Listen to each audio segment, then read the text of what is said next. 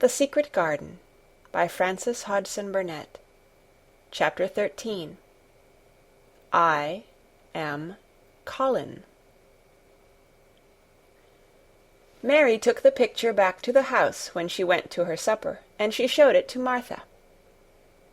"Eh," said Martha with great pride, "I never knew our Dickon was as clever as that. That there's a picture of a missel thrush on her nest, as large as life, and twice as natural."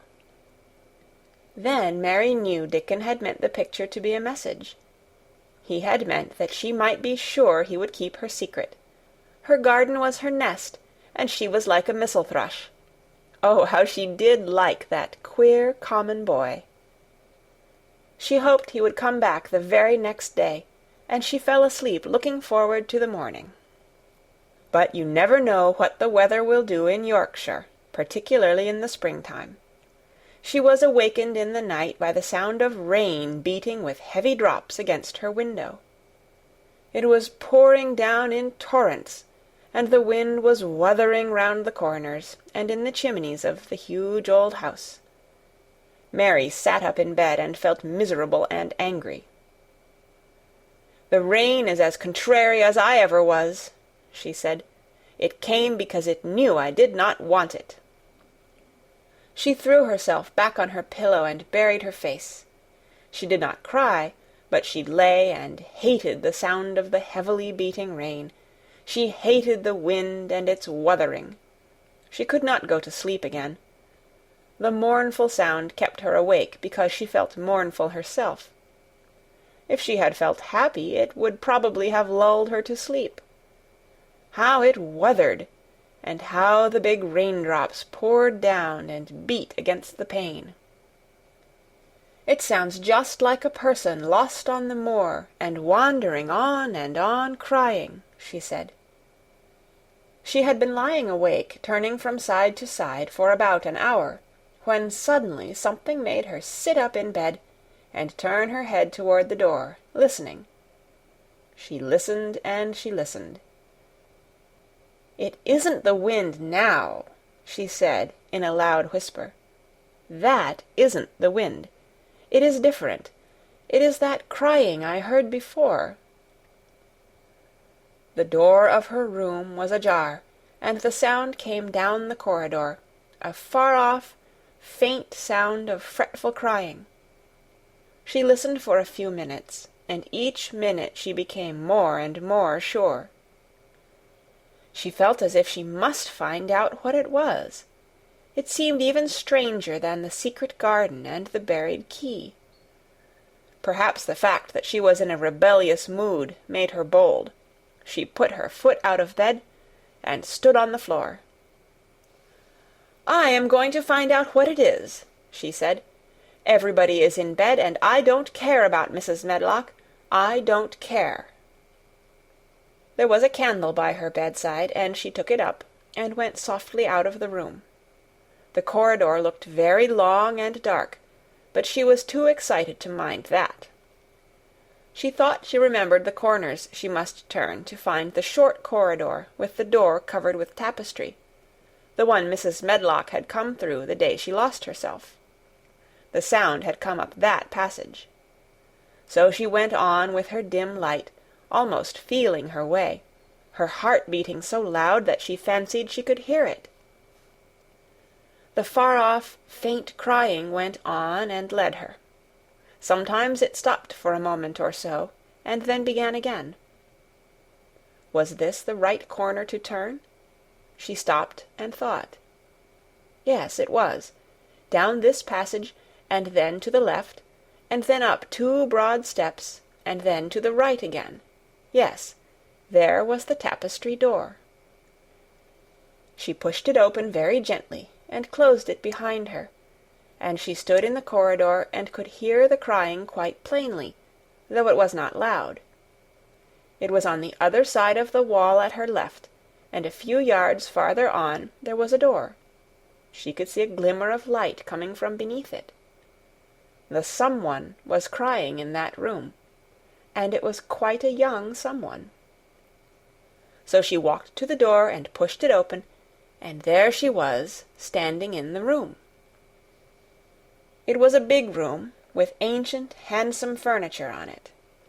There was a low fire glowing faintly on the hearth, and a night-light burning by the side of a carved four-posted bed hung with brocade, and on the bed was lying a boy, crying fretfully. Mary wondered if she was in a real place, or if she had fallen asleep again and was dreaming without knowing it. The boy had a sharp, delicate face the color of ivory, and he seemed to have eyes too big for it. He had also a lot of hair which tumbled over his forehead in heavy locks, and made his thin face seem smaller. He looked like a boy who had been ill, but he was crying more as if he were tired and cross than as if he were in pain. Mary stood near the door with her candle in her hand, holding her breath. Then she crept across the room, and as she drew nearer, the light attracted the boy's attention, and he turned his head on his pillow and stared at her, his gray eyes opening so wide that they seemed immense. "Who are you?" he said at last, in a half-frightened whisper. "Are you a ghost?" "No, I am not," Mary answered, her own whisper sounding half-frightened. "Are you one?" He stared and stared and stared. Mary could not help noticing what strange eyes he had. They were agate gray, and they looked too big for his face, because they had black lashes all round them. "No," he replied, after waiting a moment or so. "I am Colin." "Who is Colin?" she faltered. "I am Colin Craven. Who are you?" "I am Mary Lennox. Mr. Craven is my uncle." "He is my father," said the boy. "Your father?" gasped Mary. "No one ever told me he had a boy. Why didn't they?" "Come here," he said, still keeping his strange eyes fixed on her with an anxious expression. She came close to the bed, and he put out his hand and touched her. "You are real, aren't you?" he said. "I have such real dreams very often. You might be one of them." Mary had slipped on a woolen wrapper before she left her room, and she put a piece of it between his fingers. "Rub that, and see how thick and warm it is," she said. "I will pinch you a little if you like, to show you how real I am. For a minute I thought you might be a dream too." "Where did you come from?" he asked. "From my own room. The wind wuthered so I couldn't go to sleep, and I heard someone crying, and wanted to find out who it was. What were you crying for?" "Because I couldn't go to sleep either, and my head ached. Tell me your name again." "Mary Lennox. Did no one ever tell you I had come to live here?" He was still fingering the fold of her wrapper, but he began to look a little more as if he believed in her reality. "No," he answered. "They daren't." "Why?" asked Mary. "Because I should have been afraid you would see me. I won't let people see me and talk me over." "Why?" Mary asked again, feeling more mystified every moment. "Because I am like this always, ill and having to lie down. My father won't let people talk me over either. The servants are not allowed to speak about me. If I live, I may be a hunchback, but I shan't live. My father hates to think I may be like him." "Oh, what a queer house this is," Mary said. "What a queer house. Everything is a kind of secret. Rooms are locked up, and gardens are locked up, and have you been locked up?" "No, I stay in this room because I don't want to be moved out of it. It tires me too much." "Does your father come and see you?" Mary ventured. "Sometimes. Generally when I am asleep. He doesn't want to see me." "Why?" Mary could not help asking again. A sort of angry shadow passed over the boy's face. "My mother died when I was born, and it makes him wretched to look at me. He thinks I don't know, but I've heard people talking. He almost hates me." "He hates the garden because she died," said Mary, half speaking to herself. "What garden?" the boy asked. "Oh, just a garden she used to like," Mary stammered. "Have you been here always?"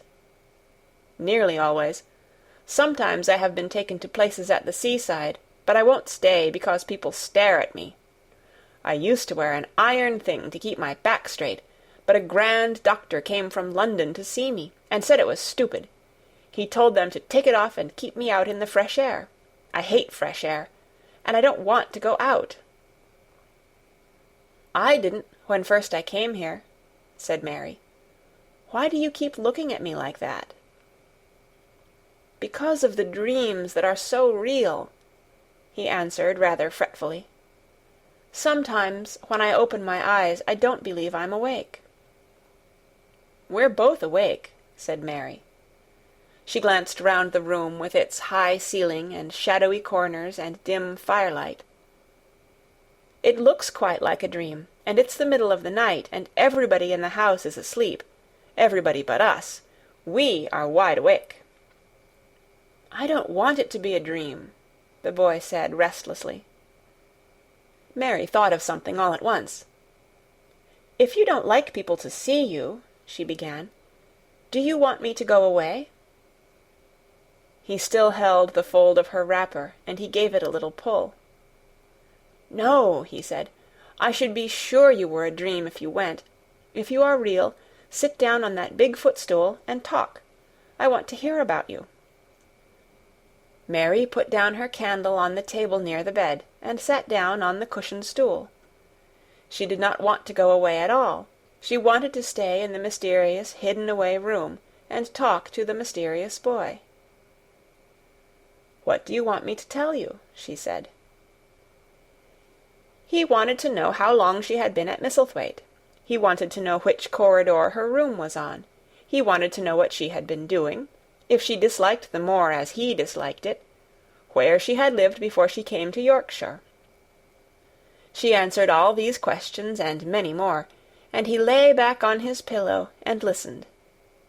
He made her tell him a great deal about India, and about her voyage across the ocean. She found out that because he had been an invalid, he had not learned things as other children had. One of his nurses had taught him to read when he was quite little, and he was always reading and looking at pictures in splendid books.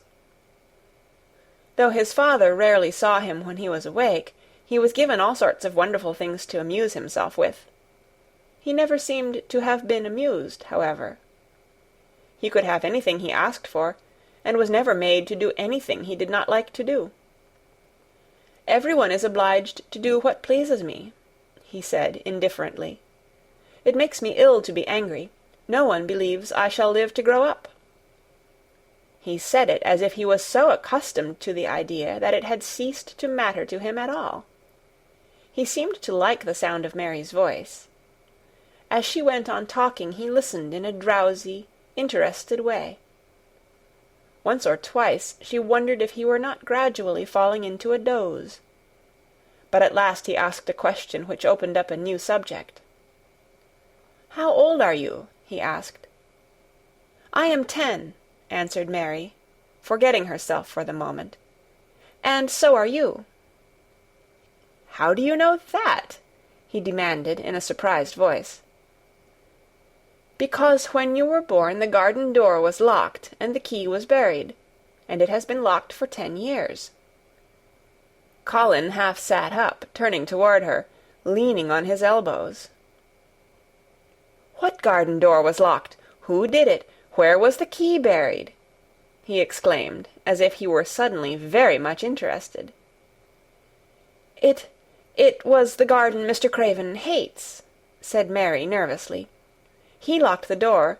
No one knew where he buried the key." "What sort of a garden is it?" Colin persisted eagerly. No one has been allowed to go into it for 10 years, was Mary's careful answer. But it was too late to be careful. He was too much like herself. He, too, had had nothing to think about, and the idea of a hidden garden attracted him as it had attracted her. He asked question after question. Where was it? Had she never looked for the door? Had she never asked the gardeners? "They won't talk about it," said Mary. "I think they have been told not to answer questions." "I would make them," said Colin. "Could you?" Mary faltered, beginning to feel frightened. If he could make people answer questions, who knew what might happen? "Everyone is obliged to please me. I told you that," he said. "If I were to live, this place would sometime belong to me. They all know that. I would make them tell me." Mary had not known that she herself had been spoiled, but she could see quite plainly that this mysterious boy had been. He thought that the whole world belonged to him. How peculiar he was, and how coolly he spoke of not living. "Do you think you won't live?" she asked, partly because she was curious, and partly in hope of making him forget the garden. "I don't suppose I shall," he answered as indifferently as he had spoken before. "Ever since I remember anything, I have heard people say I shan't. At first they thought I was too little to understand, and now they think I don't hear, but I do. My doctor is my father's cousin. He's quite poor, and if I die, he will have all Misselthwaite when my father is dead. I should think he wouldn't want me to live." "Do you want to live?" inquired Mary. "No," he answered, in a cross, tired fashion. "But I don't want to die. When I feel ill, I lie here and think about it until I cry and cry." "I have heard you crying 3 times," Mary said, "but I did not know who it was. Were you crying about that?" She did so want him to forget the garden. "I dare say," he answered. "Let us talk about something else. Talk about that garden. Don't you want to see it?" "Yes," answered Mary, in quite a low voice. "I do," he went on persistently. "I don't think I ever really wanted to see anything before, but I want to see that garden. I want the key dug up. I want the door unlocked. I would let them take me there in my chair. That would be getting fresh air. I am going to make them open the door." He had become quite excited, and his strange eyes began to shine like stars, and looked more immense than ever. "They have to please me," he said. "I will make them take me there, and I will let you go too." Mary's hands clutched each other. Everything would be spoiled, everything. Dickon would never come back. She would never again feel like a missel thrush with a safe-hidden nest. "Oh, don't do that!" she cried out. He stared as if he thought she had gone crazy. "Why?" he exclaimed. "You said you wanted to see it." "I do," she answered, almost with a sob in her throat. "But if you make them open the door and take you in like that, it will never be a secret again." He leaned still farther forward. "A secret?" he said. "What do you mean? Tell me." Mary's words almost tumbled over one another. You see, she panted.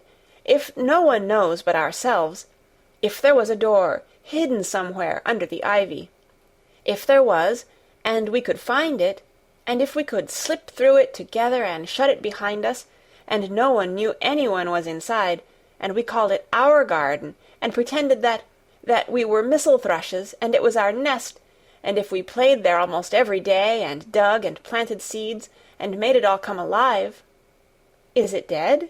he interrupted her. "It soon will be if no one cares for it," she went on. "The bulbs will live, but the roses—" He stopped her again, as excited as she was herself. "What are bulbs?" he put in quickly. They are daffodils and lilies and snowdrops. They are working in the earth now, pushing up pale green points, because the spring is coming." "Is the spring coming?" he said. "What is it like? You don't see it in rooms, if you are ill." "It is the sun shining on the rain, and the rain falling on the sunshine, and things pushing up and working under the earth," said Mary. "If the garden was a secret, and we could get into it, we could watch the things grow bigger every day, and see how many roses are alive. Don't you see? Oh, don't you see how much nicer it would be if it was a secret?" He dropped back on his pillow and lay there with an odd expression on his face. "I never had a secret," he said, "except that one about not living to grow up. They don't know I know that, so it is a sort of secret, but I like this kind better." "If you won't make them take you to the garden," pleaded Mary, "perhaps, I feel almost sure I can find out how to get in sometime, and then, if the doctor wants you to go out in your chair, and if you can always do what you want to do, perhaps we might find some boy who would push you, and we could go alone, and it would always be a secret garden." "I should like that," he said very slowly, his eyes looking dreamy. "I should like that. I should not mind fresh air in a secret garden." Mary began to recover her breath and feel safer, because the idea of keeping the secret seemed to please him. She felt almost sure that if she kept on talking, and could make him see the garden in his mind as she had seen it, he would like it so much that he could not bear to think that everybody might tramp into it when they chose. "I'll tell you what I think it would be like if we could go into it," she said. "It has been shut up so long, things have grown into a tangle, perhaps." He lay quite still and listened, while she went on talking about the roses which might have clambered from tree to tree and hung down, about the many birds which might have built their nests there because it was so safe. And then she told him about the robin and Ben Weatherstaff, and there was so much to tell about the robin, and it was so easy and safe to talk about it, that she ceased to be afraid. The robin pleased him so much that he smiled until he looked almost beautiful, and at first Mary had thought that he was even plainer than herself, with his big eyes and heavy locks of hair. "I did not know birds could be like that," he said. "But if you stay in a room, you never see things. What a lot of things you know! I feel as if you had been inside that garden." She did not know what to say, so she did not say anything. He evidently did not expect an answer, and the next moment he gave her a surprise. "I am going to let you look at something," he said. "Do you see that rose-colored silk curtain hanging on the wall over the mantelpiece?"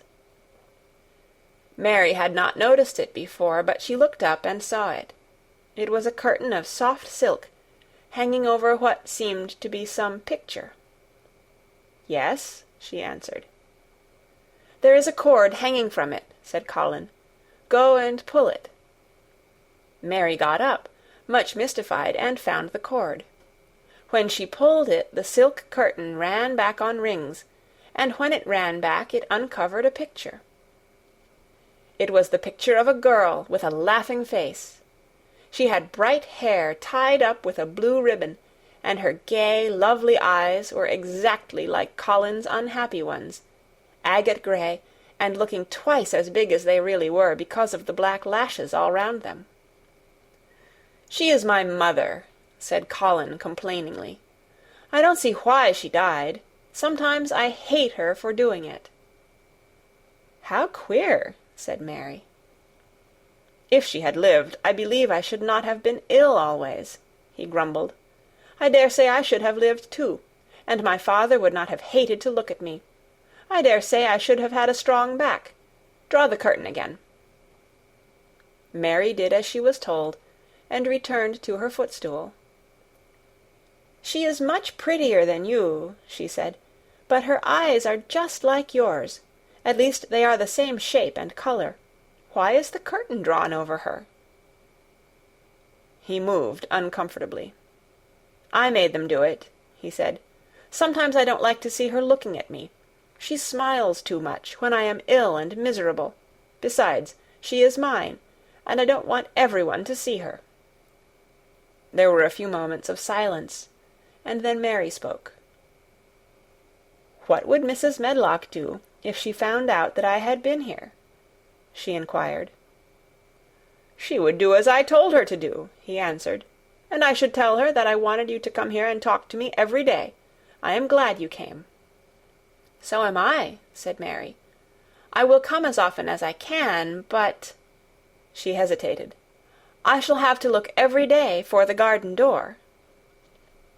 "Yes, you must," said Colin, "and you can tell me about it afterward."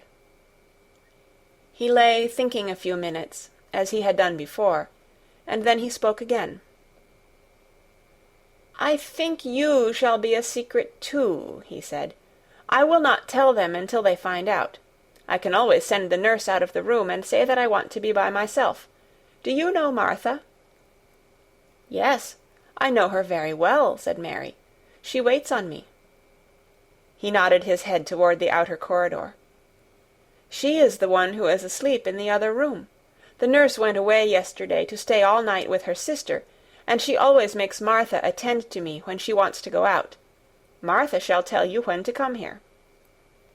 Then Mary understood Martha's troubled look when she had asked questions about the crying. "Martha knew about you all the time?" she said. "Yes, she often attends to me. The nurse likes to get away from me, and then Martha comes." "I have been here a long time," said Mary. "Shall I go away now? Your eyes look sleepy." "I wish I could go to sleep before you leave me," he said, rather shyly. "Shut your eyes," said Mary, drawing her footstool closer, "and I will do what my ayah used to do in India. I will pat your hand and stroke it, and sing something quite low." "I should like that, perhaps," he said drowsily. Somehow she was sorry for him, and did not want him to lie awake, so she leaned against the bed and began to stroke and pat his hand, and sing a very low little chanting song in Hindustani. "That is nice," he said, more drowsily still, and she went on chanting and stroking, but when she looked at him again, his black lashes were lying close against his cheeks, for his eyes were shut, and he was fast asleep. So she got up softly, took her candle, and crept away without making a sound. End of Chapter 13. Read by Kara Shallenberg on January 27th, 2006, in Oceanside, California.